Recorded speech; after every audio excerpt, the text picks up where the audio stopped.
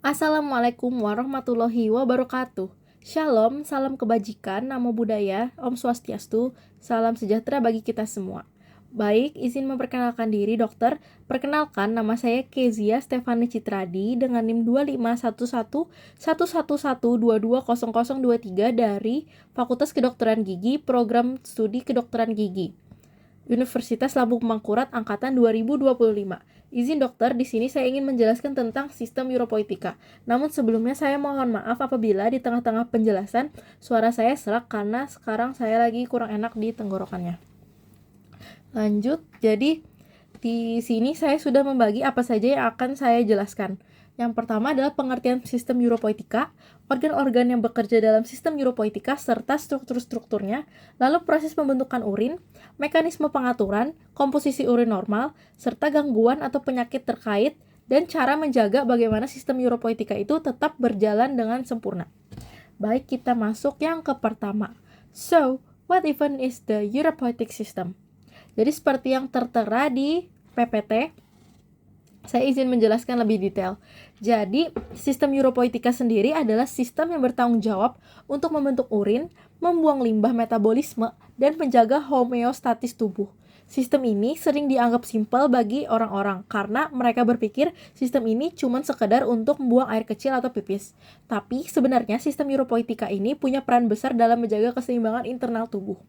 Nah, sistem ini tuh mengatur kadar air, elektrolit pH, bahkan tekanan darah, dan juga menghasilkan hormon-hormon penting yang penting sekali untuk tubuh.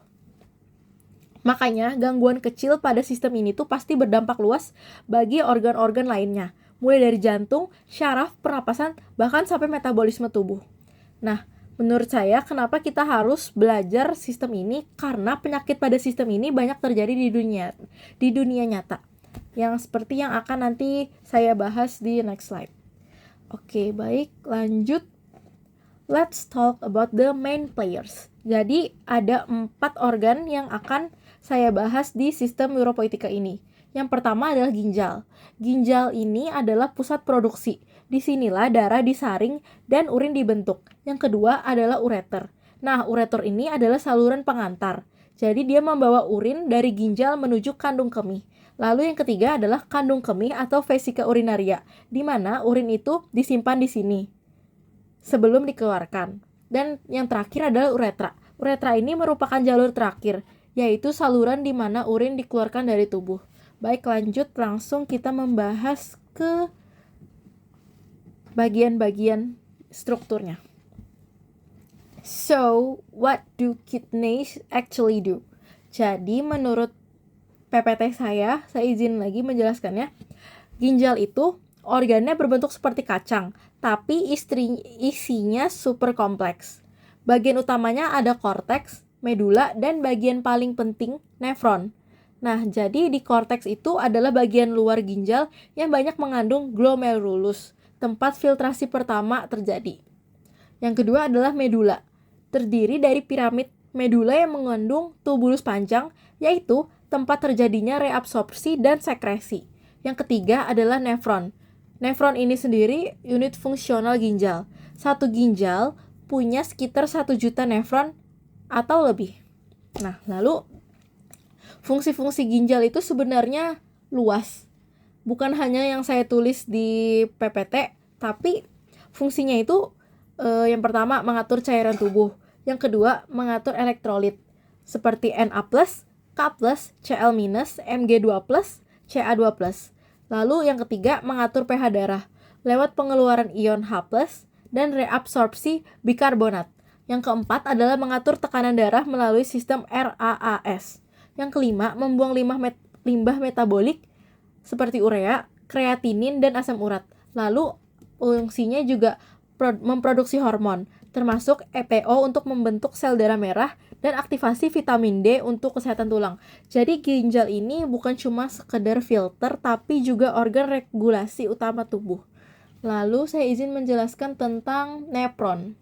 Nefron ini sebenarnya ginjal itu kan terdiri dari banyak nefron, tapi yang sebenarnya bekerja itu adalah nefron. Jadi hubungan ginjal dengan nefron sendiri itu bisa kita ibaratkan seperti pabrik dan mesin, di mana ginjal itu adalah pabriknya, nefron adalah mesinnya, yang benar-benar melakukan proses produksi urin. Nah, setiap nefron terdiri dari beberapa bagian. Yang pertama, glomerulus. Glomerulus seperti yang saya jelaskan yang pertama tadi, glomerulus ini tempat darah disaring pertama kali. Jadi, apabila kita kencing dan di kencing itu terdapat kadar protein atau kadar glukosa, berarti itu sudah pasti glomerulusnya ada masalah. Yang kedua, kapsul Bowman yang menampung hasil filtrasi. Lalu ada tubulus proksimal, tempat reabsorpsi besar-besaran zat penting. Lalu ada lengkung Henle, mengatur konsentrasi urin fungsinya.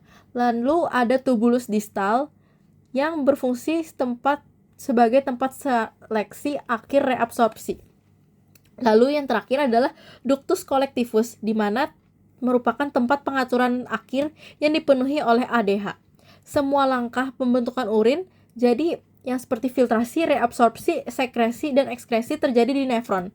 Jadi tanpa nefron, ginjal itu nggak mungkin bisa bekerja. Lalu kita lanjut ke how does urine travel? Meet the ureter.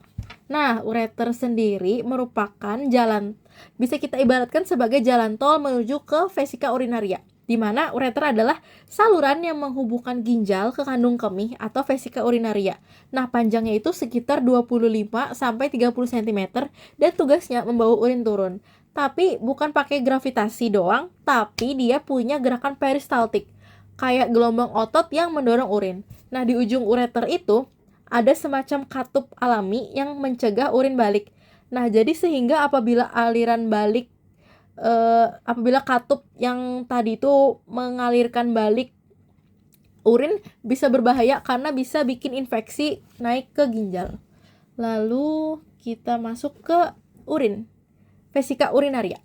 Nah, vesika urinaria ini saya ibaratkan sebagai tempat di mana urin itu nongkrong, karena di sini tuh merupakan tempat penyimpanan urin. Nah, jadi kandung kemih atau vesika urinaria itu adalah kantong elastis yang bisa menampung 400-600 mili urin. Begitu kandung kemih mulai penuh, sensor di dindingnya bakal mengirim sinyal ke otak, seperti membilang, ini tuh udah penuh, jadi mau dikeluarin. Tapi proses pipis atau buang air kecil itu diatur oleh yang pertama, otot detrusor yang akan berkontraksi. Yang kedua adalah sphincter internal yang sistemnya itu otomatis. Dan yang ketiga adalah sistem eksternal. Nah, di sistem eksternal ini di mana kita bisa mengontrolnya. Jadi kita bisa simpulkan buang air kecil itu bukan sekadar proses simpel, tapi ada koordinasi antara syaraf dan otot. Lalu lanjut ke uretra. Nah, uretra ini seperti gerbang keluarnya sistem uropoietika. Nah, uretra sendiri merupakan saluran yang mengeluarkan urin dari tubuh. Makanya saya bilang merupakan gerbang keluar. Nah, panjangnya itu berbeda antara pria dan wanita. Nah, ini yang membuat uretra ini unik. Pada wanita lebih pendek, sehingga lebih rentan infeksi, dan gunanya memang untuk sistem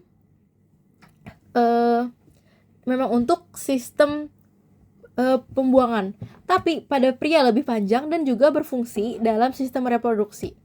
Nah, jadi di uretra ini mempunyai 2 sphincter yang mengontrol aliran urin. Jadi nggak cuma mencegah kebocoran, tapi juga memastikan aliran terkoordinasi dengan detrusor. Baik, next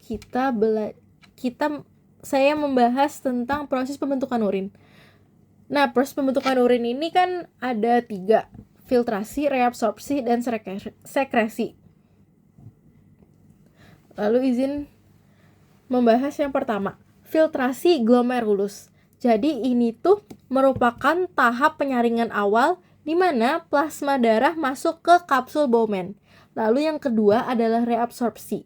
Nah, di reabsorpsi ini zat-zat penting seperti glukosa, ion elektrolit, dan asam amino diserap kembali oleh tubulus. Yang ketiga adalah sekresi. Sekresi ini disekresi, ginjal menambahkan zat-zat yang perlu dibuang seperti ion H+ atau K+ yang berlebih dan berbagai-bagai toksin di dalam tubuh kita. Lalu yang keempat adalah ekskresi yang merupakan hasil hasil akhirnya merupakan urin yang keluar melalui uretra. Nah, urin ini awalnya super banyak dan masih banyak zat penting. Tapi setelah reabsorpsi, yang keluar adalah hasil akhir dari toksik-toksik yang ada di tubuh dan sisa-sisa metabolisme yang ada di tubuh. Baik, lanjut. How does the body know we need more water? Jadi mekanisme pengaturannya kan dijelaskan di awal adalah ginjal adalah pusat homeostatis tubuh. Nah, banyak mekanisme otomatis yang berjalan di dalamnya. Seperti regulasi cairan, di mana ADH mengatur berapa banyak air yang ditahan. Lalu regulasi elektrolit, di mana aldosteron mengatur natrium dan kalium. Lalu ada regulasi pH, di mana ginjal membuang ion H+ dan mempertahankan bikarbonat. Lalu ada regulasi tekanan darah, atau yang bisa kita singkat menjadi RAAS, di mana renin mengaktifkan mekanisme peningkatan tekanan darah. Lalu ada regulasi hormon, di mana EPO dan vitamin D isinya. Dan yang terakhir adalah pengenceran dan pemekatan urin yang mengatur osmolalitas tubuh. Nah, jadi kita bisa sebutkan ginjal itu adalah pusat yang mengontrol tubuh selain otak. Lalu next, komposisi urin normal. Nah, urin itu terdiri dari 95% air dan sisanya adalah urea, kreatinin, asam urat, elektrolit seperti Na+, K+, Cl+. Nah, lalu urin normal itu warnanya kuning pucat dan baunya relatif tidak ada atau sekedar ringan-ringan saja. Nah, dari urin sendiri kita bisa tahu kondisi tubuh kita. Apakah kita dehidrasi, ada infeksi, atau gangguan metabolik. Karena seperti yang kita tahu, apabila urin terlalu pekat, itu pasti kita bakal mengalami dehidrasi. Baik, seperti yang saya sebutkan di awal, saya ingin membahas kasus-kasus di mana kasus ini banyak terjadi di Indonesia, khususnya pada 5 tahun terakhir. Yang pertama adalah kasus viral 2022 gagal ginjal akut. Nah, di tahun 2022, Indonesia digemparkan oleh kasus gagal ginjal akut pada anak yang jumlahnya meningkat drastis. Penyebabnya adalah cemaran etilen glikol atau kita singkat EG dan dietilen glikol atau DEG pada obat sirup. Dua zat ini sangat beracun dan merusak ginjal. Banyak anak yang mengalami penurunan produksi urin hingga anuria. Nah, jadi kasus ini tuh bikin pemerintah menarik banyak obat sirup dan memperketat pengawasan produksi.